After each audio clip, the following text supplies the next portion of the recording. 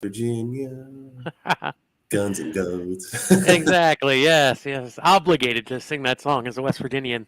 Yes. Oh, guys, it's WV Guns and Goats, and we're here with David from Matador Arms. They make the MAT-9 and the Montgo 9. These are self-contained 9mm bufferless uppers, and I will put a picture to those in the video here. So, David, how are you tonight? Doing good. Good. Just blazing hot in San Antonio right now, but I'm indoors, so You got the AC going, right? yeah, I'll be all right. It's been cool a little bit here the last couple days here in West Virginia, so pretty nice weather. Does it get cold in West Virginia? Uh, it does. We don't get a lot of snow here, but I'm sure you guys don't ever get snow. Hey there, Chris. We had snow like 2 years ago, and it shut the state down. Yeah, and then your power grid failed. Yeah, that wasn't as bad as people made it seem. Like the news is so dramatized. It was fun, honestly.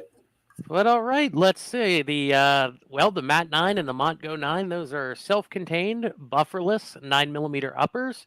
And by self-contained, you don't need a buffer tube on your lower or a receiver extension, which means you can use a folding stock on these.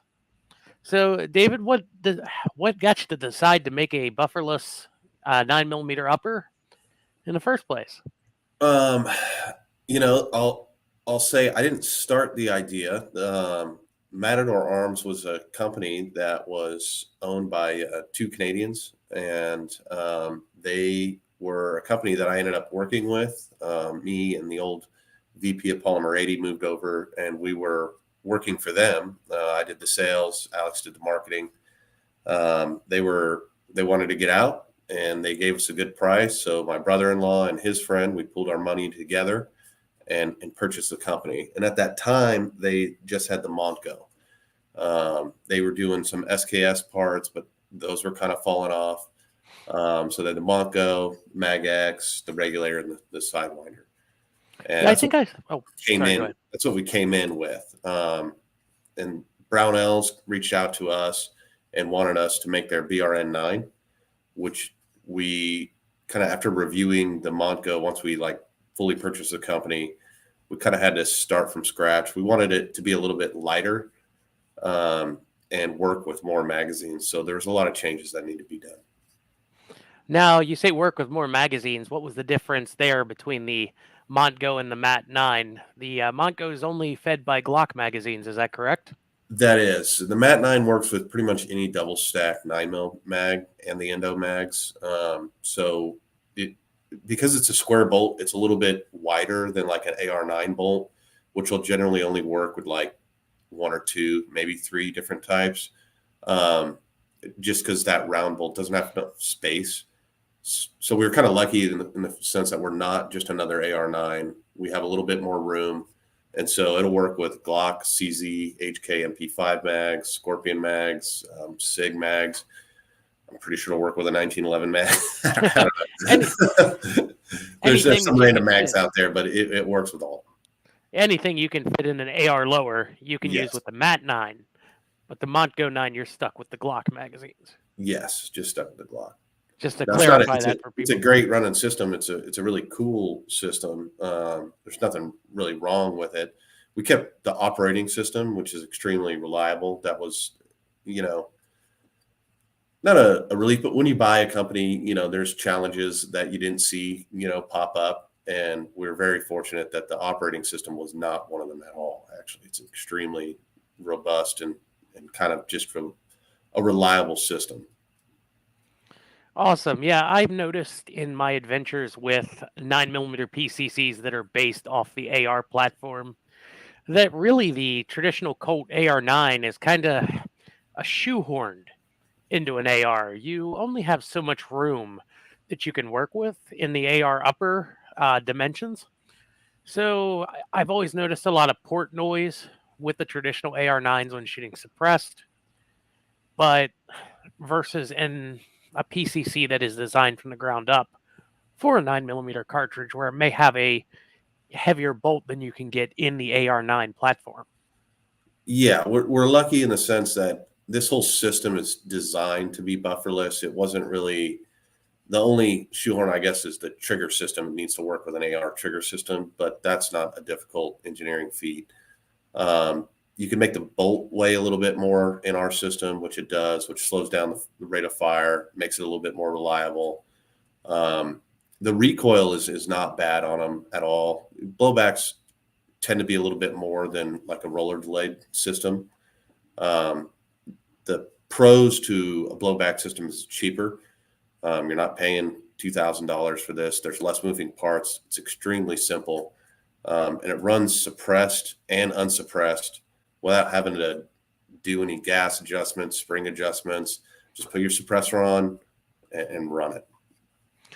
Now, with the trigger system, have you tried it with a binary trigger before? I know those are pretty popular now. Yeah, and they should be. They're fun. Until you realize how much ammo you went through, and then you're like, oh. The Franklin one works. The Fostech one doesn't. And ours does not work with a traditional full auto system.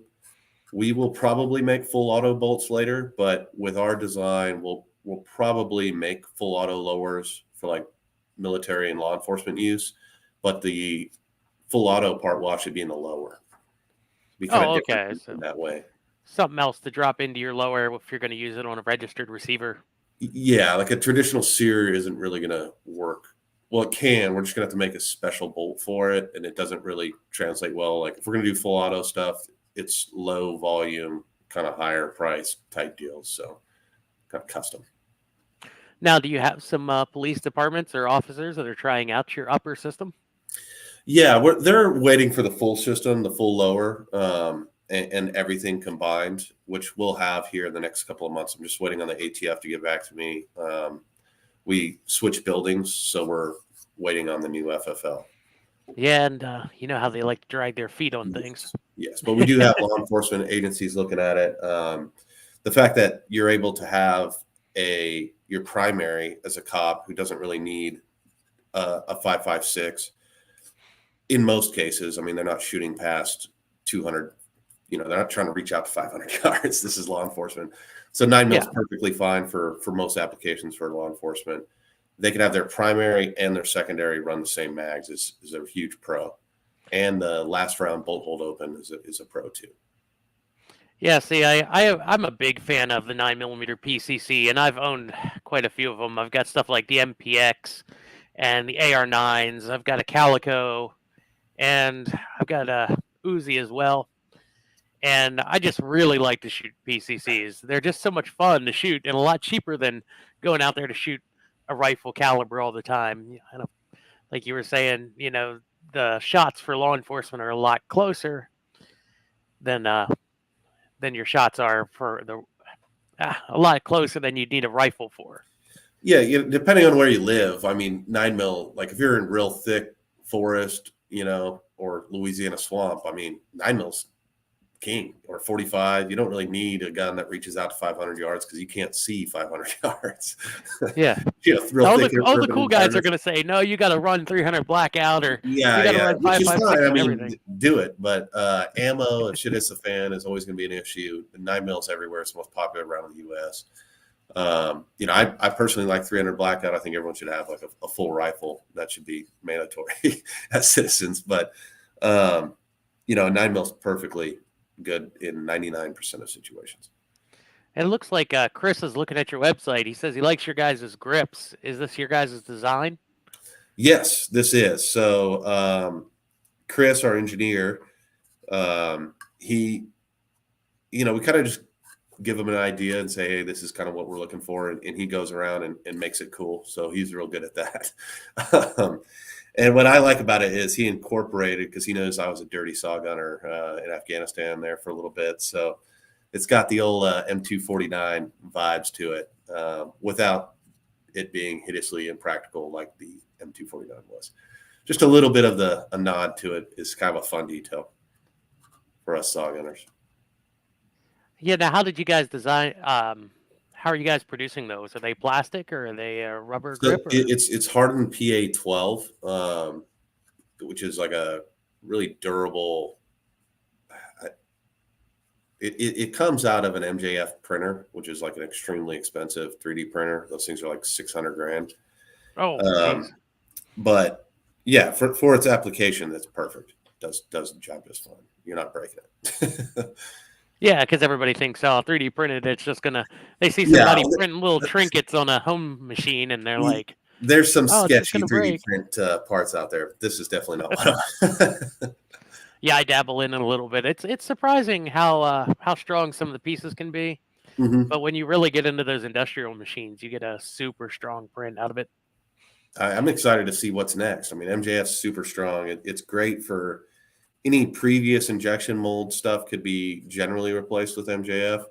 Um, like an injection mold will do better price wise, it's a lot cheaper, but there's design constraints and setup time and fee, and you're kind of glued to it. So we made 4 designs of the grip just to kind of test what sells more, and then based on how these sell, we'll probably make an injection mold for them for the winter. Oh, cool. Then you'll have your the really super strong and be able to crank them out because they're just injection molded. Yep. Mag pulls, all the most 99% of grips are injection molded. The reason for that is cost. Now, going back to your uppers there, so they just a standard drop on upper. You don't have to add anything else to them. They're pretty much ready to go out of the box as long as you have a pistol magazine lower, or if you don't, you guys have a solution to that as well. Yes, if you have an AR-15, you could use our adapter, which plugs into your AR-15 and turns it into an AR-9. We have Glock and SIG right now. I think we're going to come out with Colt. We did have some other like random ones that we kind of just let go by the wayside because they weren't that popular. You had didn't you have like a P320, or is that one of your current ones as well? No, we have that. They had the SIG one, but it was like M&P. It was an M&P mag one. Oh, okay. And yeah, now they have their own PCCs as well. That FPC, that folding one I haven't seen by that one. Smith and Wesson. I'll have to All look that right. So, and people are always probably, sorry, people are also probably wondering what kind of price these uppers come in at. They come in at 575. So like if our website's like 599, we don't want to undercut our dealers or anything like that. So you could find them from 550 to 575 just out there on the internet. And the reason for the pricing and how we build things, we want we call it the blue collar boy special. We just like the idea of, you're a construction worker, a plumber, an electrician. When you spend your money, you want it to be feature rich, and that's what we have. But like, you're not spending an arm and a leg. A lot of times people upcharge stuff that just doesn't need to be. So we really just try to get it. We don't want to be scraping bottom of the barrel, because we have to make our money too, so we can develop more cool stuff. But um, the blue collar boy, that's what it is for. That's how we price our stuff. Yeah, just the working man, the guy who's not looking to spend a ton of money or time to build a AR-9. Because Yep. they can be a little bit finicky. Sometimes the parts are incompatible with each other. Yep. But That's one of the main flaws of just the 9 mil, because there's no like set mil spec per se. kind of like an AR-10. Yes, it gets a little wonky. They could be a little finicky. Now, I will say, like a good Colt AR-9, there's some guy on Reddit, like Blowback AR-9 or something like that. He has got it dialed in. He can get like a Colt one, and so there's ways to do it. And when they run fantastic, outside of buying ours. But it's just less mil specky. So ours is a complete upper. It takes the guessing game out. It's all one piece. It's not that the rail's not going to break off. It's got 3 M-LOK slots. It's really cool. Yeah, now speaking of mil spec, you're pretty much familiar with it because I believe your background is in the military, isn't it? Yeah, actually, 3 of our owners, 3 out of the 4, we're all Marines at one point in time. And so Zach and Justin, they, after their time in the infantry, they were Marja. Justin was an Iraq guy and Afghanistan. They went on to SOTG, and ran the MARSOC shoot house, and then went on to do contracting. Justin's deployed right now.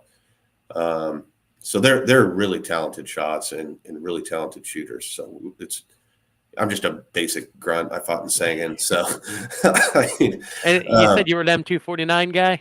I was for half deployment, and then I got the Mark 12. I became a DM mid deployment, which is a really cool system. I love that gun.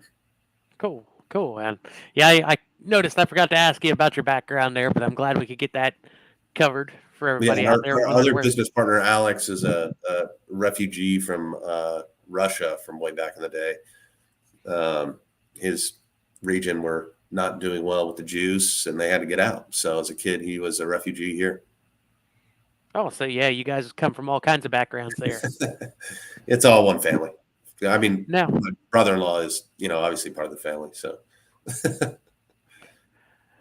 I had heard about your guys' uppers back when you only had the Montgo 9.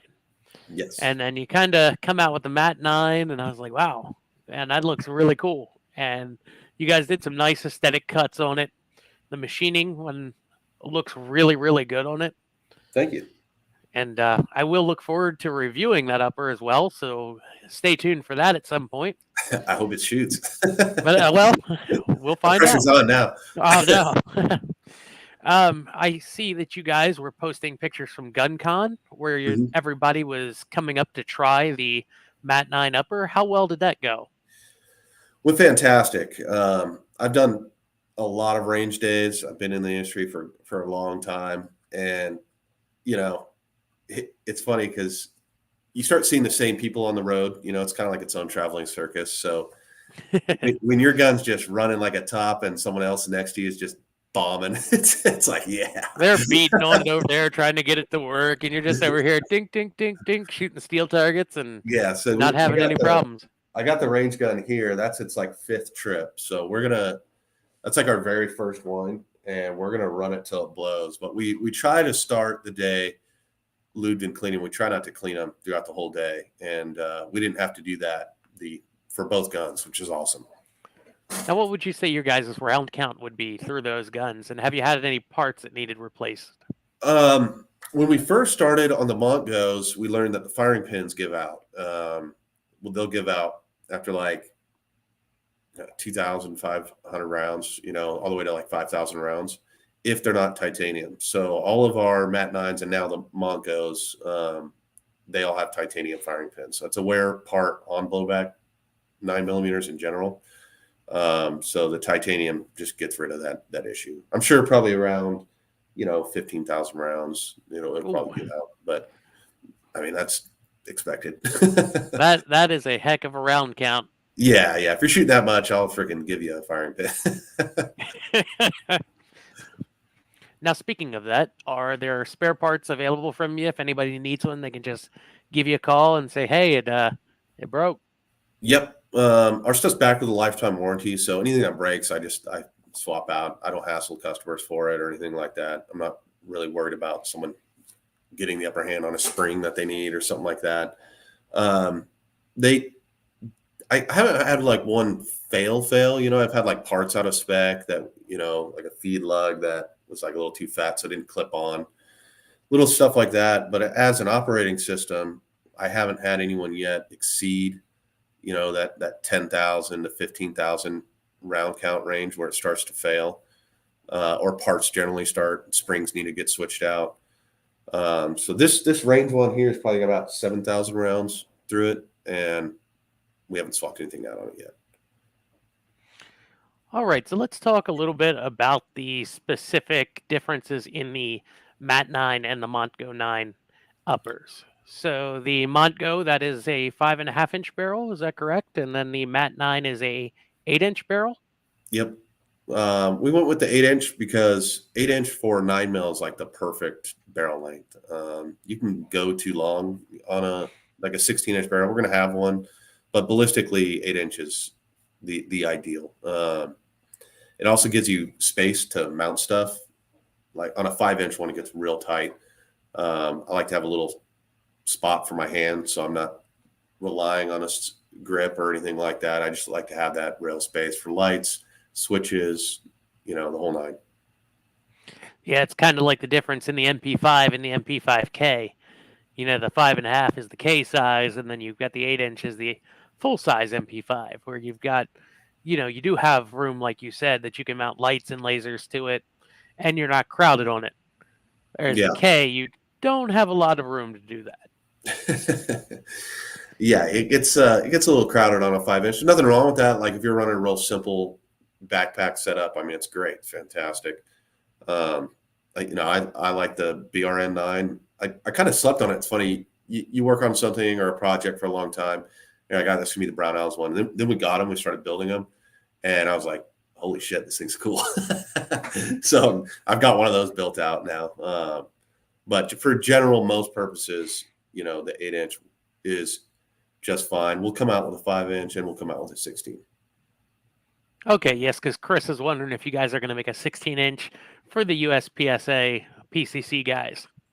We are, and we'll offer a whole bunch of different variants, like with our 8-inch barrel and most suppressors. With the way that we have the rail set up, it's going to stick out just perfectly. So there's going to be a lot of cool options to do for people that just want extra rail space. If you're running a long suppressor, it'll look and fit good. So it won't just be for a 16-inch barrel. Now, how about are there any calibers planned for the future? Yeah, 300 blackout. Okay. Yeah, that's probably going to be the next caliber. Maybe a 45, but 300 blackout, and we'll be pushing our full pistol, and then we're also working on a bullpup actually. Oh, now you're talking to me Yeah. because I Keep love the that on the bullpup. down low. All right, that's Oh to come. well, So I it's know that's your podcast, so tell your people, but we're live casting, so you just kind of told everybody. yeah, that's Whoever the sees first it. time we've talked about it publicly. Well, I saw that image that A3 Tactical had where they've got their little bullpup Mm-hmm. attachment that's coming soon, where it kind of envelops the lower receiver and then it has its own forward firing group. And Yeah, then they showed it off with one of your uppers on it, and it looks slick. we talked to them after that. We're like, hey, thanks, that's awesome. Whatever you need, anyone that wants to make parts for us, we're always down to work with and promote. There's certain companies that fight that. I have no idea why. I think it's better that we all work on cool stuff together. So Yeah, I'm juiced about that. I told them, I was like, hey, we're working on our own bullpup, just a heads up, and ours will be bespoke for our system. So I don't think there's that many 9mm bullpups out there, and most of them are like full rifle systems, just with a 9mm barrel. So you ours is going to be real tight, real compact, real slim, and it'll be really cool. Yeah, as far as the 9mm bullpups go, I think there's been you had the AUG kit years ago, and now they're like twice the price of an AUG. You had the Tavor or the Tavor X95 and SAR, and then I think there was a weird one from Jard, the trigger guys. I haven't seen that one. What is that one? I want to look that up. Jard, JARD. From what I heard, it never really worked that Never took great. off. Looks like they made it out of shelving. Yeah, it's an interesting. You kind of caught me off guard when you said 300 blackout because I was thinking in my head blowback calibers, and you're like 300 blackout. And I'm like, not blowback, but okay. Yeah. It'll be its own new system, but yeah, I heard some people wanting me to ask you if you were going to make like 10 mil or 45. So 45 is an easier step. 45 and 5.7 is something we've looked at and we'll probably come out with eventually. But when you go to 10, that's a whole different can of worms. It is something we're looking at. We get asked it a lot. It's the age-old debate is like, is it 10 people asking really loudly or is it like 1,000? You never know. Then you go and make it. How many people are shooting 10mm now? Yeah, the 10 people are like, yeah. And then that's the end of that. I'll totally buy one. And then they never do. That's the other problem. Yeah. But I mean, it is really cool. I personally like the 10 mil round a lot. And that's something that was my vote when it came to what we're going to do. But then when we got into how much work it's going to be to actually do that, it's another can of worms, which is odd because in my head, I'm like, well, 45 is right there. But once you go up to the velocity and all those other issues, it's a bigger problem. Yeah, and then I mean, there's other weird stuff out there that like was that 22 TCM? I like that round. I like all the big Oh, rounds. so do I. Yeah, I mean, Yeah, I'm all for the 22 TCM. I don't know. That's later on when I sell a lot more of these MAT-9s. oh yeah, just the future. That'll But be for me. I'll have a 22. yeah. Let me know if you decide to make one. All right, we'll get back to some of the features on the uppers because we kind of strayed a little bit there. Oh yeah, All the barrels are threaded, half by I can do my 28. sales pitch on it right now if you want. Well, sure, go ahead. Tell All everybody right. about it. The MAT-9 is a monolithic upper. It's 9 millimeter. It has a reversible charging handle that's non-reciprocating, so it's not going to hit your hand when you're shooting. It's ambi in the sense that you could change it. Our lower is going to be ambi as well, fully ambi. It's a blowback system. It doesn't have any springs to change if you're running it suppressed. There's a buffer pad in the back that prevents gas from blowing directly back in your eyeballs, which is a general problem on just ARs in general. So it shoots suppressed really good. It's sexy and it's affordable. And I think I lost you. There you go. No, I'm here. You're just dying. Yeah, it's back now. Right. And then, as you alluded to, you guys produce the Brownells upper as well. Yep, that BRN is the same thing. It's just got some aesthetic differences. And it's shorter. It's a 5-inch. Yeah, like I was saying, well, I'll let everybody know that you did send me one of each upper to test out in a future video. And I was looking over them, and I was really, really surprised by how well the machining was done on these uppers. Thank you. No, it is when you hold it, it gives you a whole new appreciation for it. The pictures don't necessarily give it justice, in my opinion. It's solid. Yeah, you got on the MAT-9, you have some aesthetic cuts to it that really add to the way it looks. Yeah, it's got to have enough Gucci. You know what I mean? You don't want to be too Gucci with it, but a little's never hurt anybody. All right. Eggy Toast in the chat is wondering if it gasses you with the suppressor on there. No, that is one. Oh, I got the comments here. There's one good thing about it. Another pro that we didn't really realize till after we had purchased the company and we were putting serious rounds to the Montgo. The way the buffer kind of basically clogs that hole, so the gas goes out right where your release would be. It does not get in your eyeballs. Oh, good. Yeah, that's guys are always wondering about that when shooting suppressed. Does it gas you out? Yeah, so I'm glad you addressed that there. Yeah, that on an AR9 you have that charging handle right there, so there's like a hole there basically where gas, and it just happens to be right where your eyes are. So our buffer tube is like this. It's a very weird rubber material, but it prevents the gas from hitting your eyes. Thank you. Right. Thank you, Toast. Yeah, I'm just well, I think we covered the features of the gun now, of the upper. Sorry. When you're shooting suppressed, how dirty does it get? Super dirty? I know suppressors in general give you a bit more blowback of gas.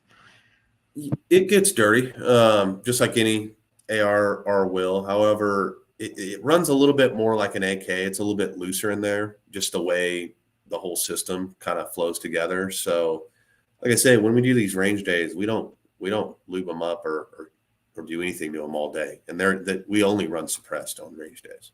So we're happy with it. Cool. Yeah, and I think we'll just mention it one more time. The prices of the guns, now that we're at the halfway point, in case somebody joins, didn't catch that earlier. Price is $550 to $575 for the upper. Now, I see you still have the Montgo 9 and the MAT-9 both on your website.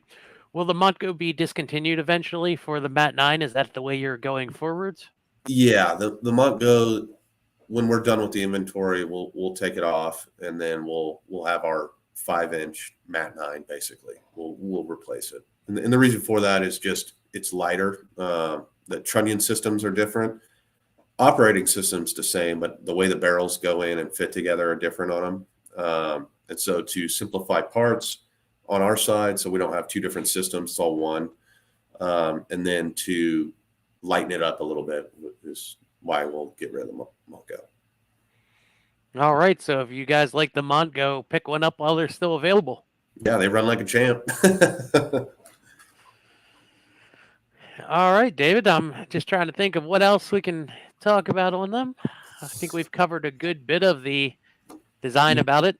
Yeah, we've got cool stuff coming down the pike. We have our regulator, which is an adjustable comp that we sell. And that, can I show it or no? I don't think we can show it live, Okay. but I'll try to put a picture of it in I'll the click it for you. the video. It's adjustable in the sense that you can close the ports. So if you're shooting indoors and don't want to blow your friend's eardrums out, you could shut it. And then when you're shooting outdoors, you could open it back up. And then also, depending on if you're doing long range shooting and stuff like that, a lot of those guys like our 308 one because you could adjust it per your round, whatever type of ammo you're using. You could really fine tune it to give you that recoil mitigation that you want. Oh, cool. That's a pretty nice muzzle brake. I saw it there I think I saw it on your guys' website now that I'm browsing around.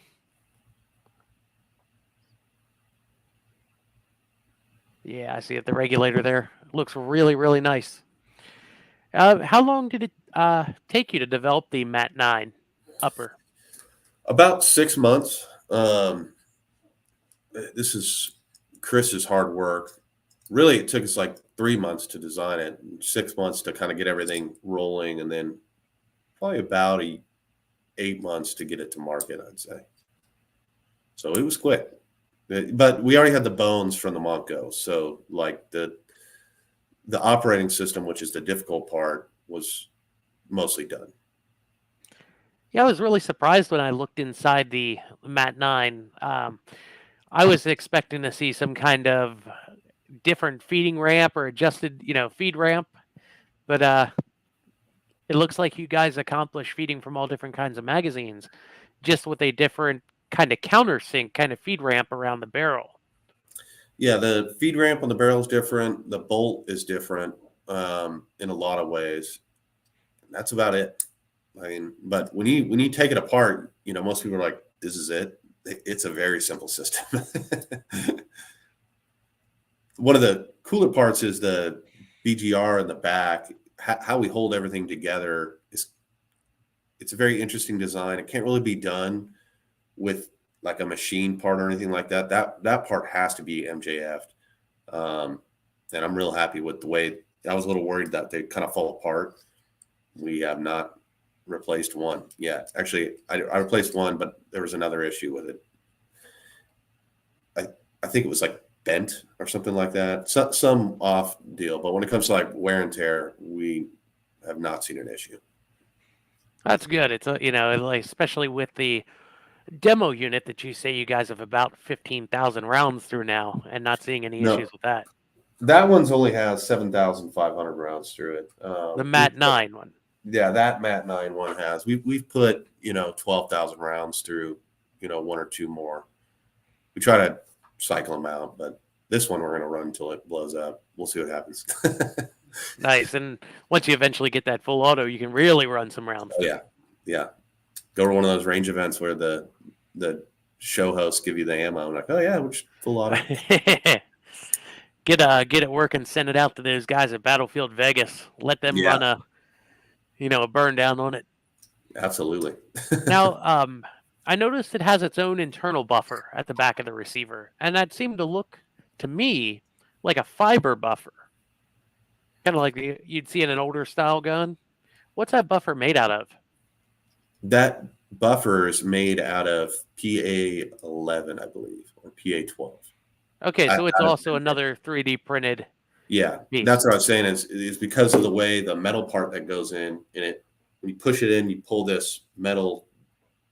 Man, I'm bad at words. Metal part goes down. Tab. The system, flies out. So the metal part is what holds everything in. You basically just need something to hold that in, and that's what the BGR does, and it holds the spring. And it All works. right. It's cool. And as you said before, it's a non-reciprocating charging handle, so wherever you want to grip it up front, you won't have an issue with it. Yep. and you could switch it depending on how you like your setup. They come out with it on the left side. Um, some people like it on the right, even though they're right-handed. I'm kind of mixed on it. There's a big debate, but it doesn't really matter at the end of the day when you can switch it. And the main thing is it's not going to hit your hand when you're shooting. Yeah, no worry about that. It's not like a scar is gonna come back and slap you in the fingers if you get too high a grip.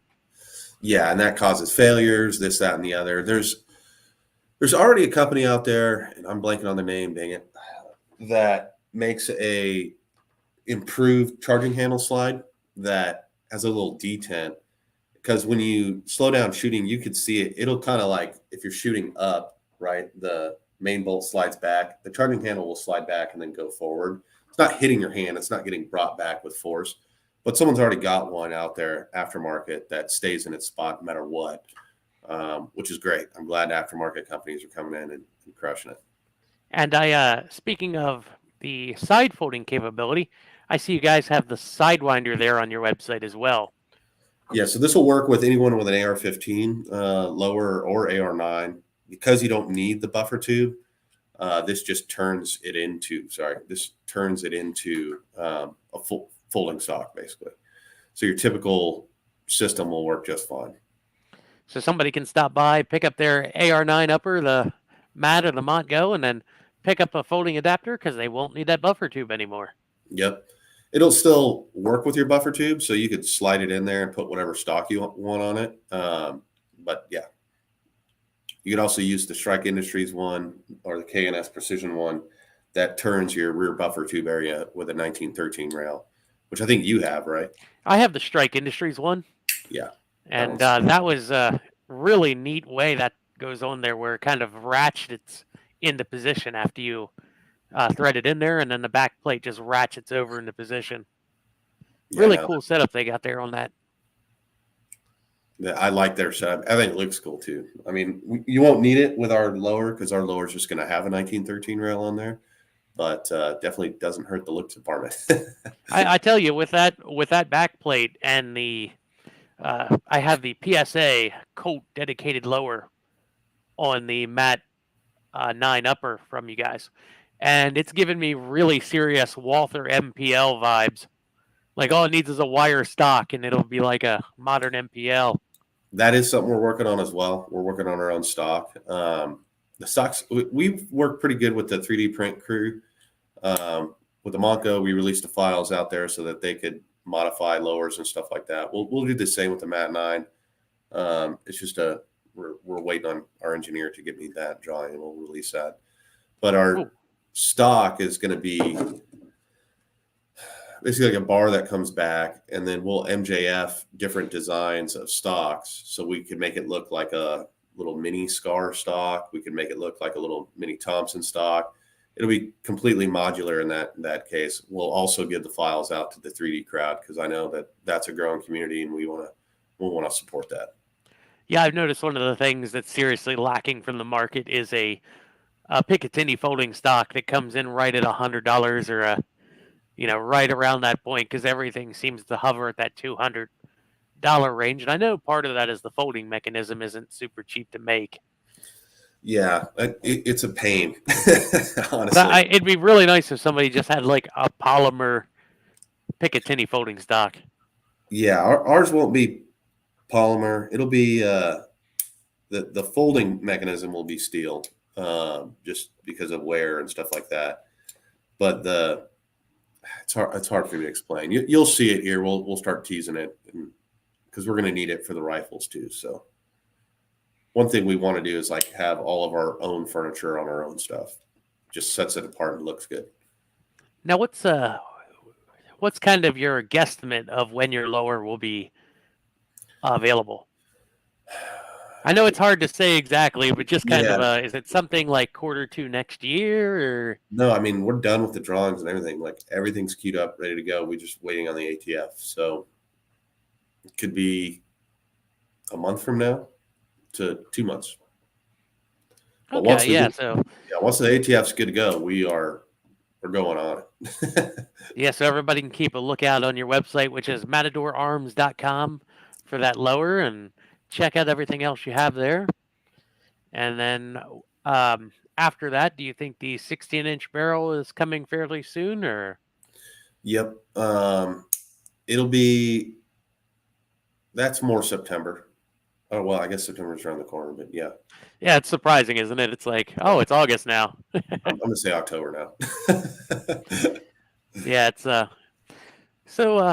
towards the And end of the year, basically. yeah. The way the 16-inch one's going to work is it's going to be a rail extension that'll clip on to the MAT-9. Oh, okay.